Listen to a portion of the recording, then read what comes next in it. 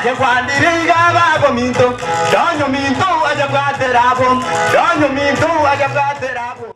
Ni hafla iliyofanyika katika uga wa Elimu Academy ambapo mwakilishi wanawake katika kaunti ya Kisii Dorice Aburi alizindua rasmi mpango wa hisani unaojulikana kama Donya Charity Mission Initiative. Program yetu ya leo ni kusaidia kwa jamii.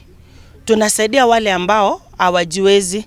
Bado tutakuwa tunaambia watu wetu hivi, pata hata wale watoto wenye utaweza kulinda, wenye utaweza kufundisha. Sasa program ya Mama County leo ni kuambia hivi, kwa nyumba uko na zile vitu ambazo utumii, nguo, hata wengine wanabadilisha simu. Unapata tuko na several kinds of phones in the house you are not using. Unajua kuna watu ununua used phones, tunaweza zichukua, tuuze, tununulie watu chakula, tuuze, tutibu watu ambao wako na jiggers.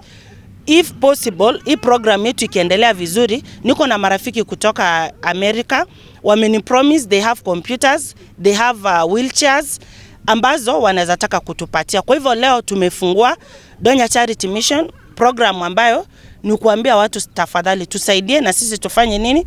Tusaidie.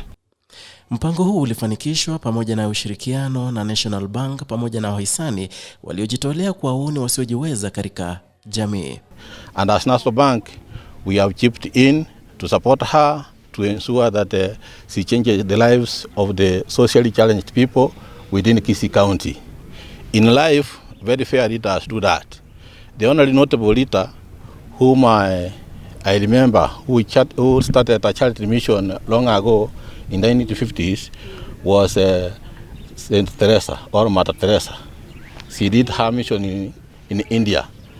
And whatever she did then, Honorable Toto is replicating the same here. So today, this afternoon, I can comfortably declare that Honorable Dorice Donya Toto is the Mother Teresa of Kisii County.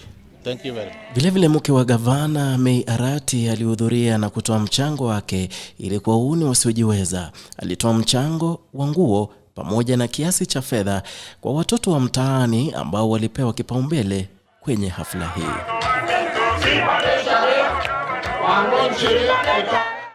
I'm happy you're inviting me for this function. I'm happy to see the children here. And I'm committed to work with you through your office. With our governor, we are running Simba Arati Foundation.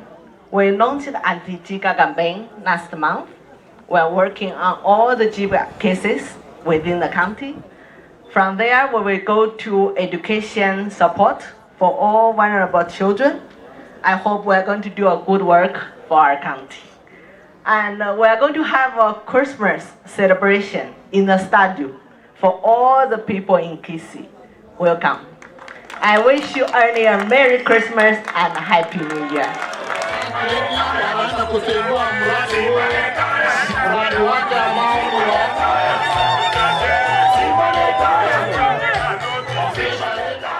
Edwin Mokaya, Agr, Kisii.